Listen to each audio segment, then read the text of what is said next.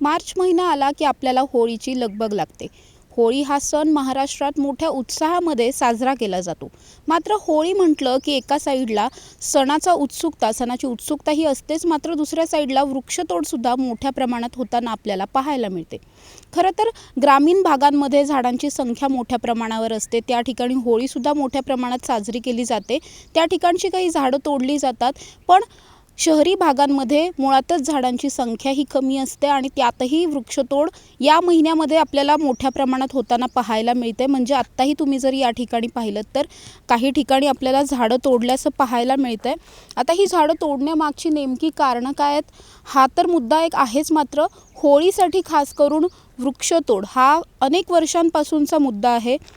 होळी आली की सार्वजनिक ठिकाणी, ज्या ठिकाणी कुठेही सुरक्षा रक्षक नाही आहेत, अशा ठिकाणची झाडं सर्रासपणे तोडली जातात। मात्र ही झाडं तोडण्यावरती सध्या अनेक वर्षांपासून बंदी आहे।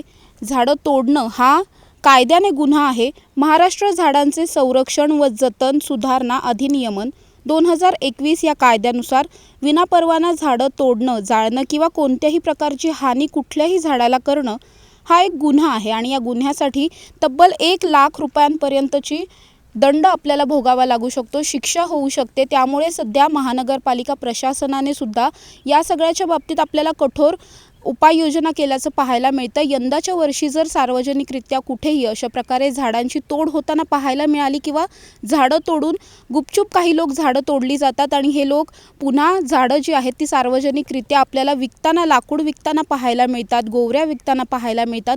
अशा प्रकारे जर विनापरवाना कोणी लाकूड विकत असेल किंवा मग झाडं तोडली जात असतील तर या सगळ्याच्या विरोधात महानगरपालिका प्रशासन जे आहे ते यंदाच्या वर्षी खूप कठोर पावलं उचलणार आहे। त्यामुळे तुम्हीही जर होळी साजरी करणार असाल तर अशा प्रकारे कुठेही सार्वजनिकरित्या वृक्षतोड न करता परवानाधारक जे वखारीवाले आहेत किंवा टिंबर मार्केट आहे अशा ठिकाणावरूनच लाकूड खरेदी करण्यात यावं, असं आवाहन सुद्धा महानगरपालिका प्रशासनाकडून करण्यात येत आहे। कॅमेरामन पियुष येरवडेकरसह समृद्धी जाधव, टॉप न्यूज मराठी, पुणे।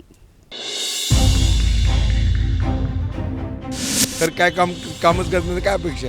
निवडणुकीपुरती सगळीच आश्वासनं देतात, पण प्रत्यक्षात फारसं काही घडतंय असं वाटत नाही। तेच आमच्याकडे येतात मागायला 5 वर्षातून एकदा, हे आम्हाला काय देणार आहे? युतीचे जे आमदार खासदार पैठली कसबा पेठेतली समस्या दूर करू शकते।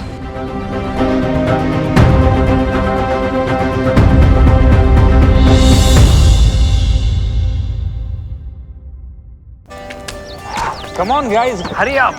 अरे सुन ना, एक ब्रेक ले लेते हैं। Guys, I'm telling you, तुम लोगों को सही से ट्रैकिंग नहीं आता, but that's okay, you can learn. रोज का ढक्कन देना। तो ये रेड वाला है, सही वाला देना। अबे ढक्कन, पहले तो सही पानी पीना।